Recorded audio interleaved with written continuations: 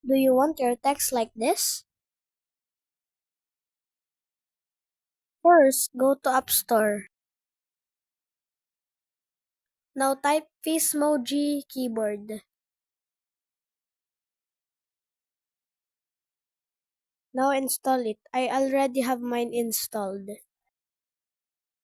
Click open. Click the pink button at the bottom. If you don't have any photos in your gallery, click one of these. Click what audio do you want. Now select the keys you want. Now click the lens you want. I prefer some fonts like this.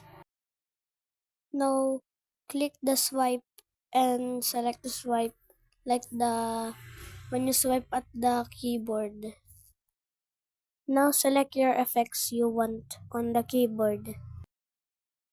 Click what do you like on sounds when you type on the keyboard. And here you go, your new keyboard. Please subscribe.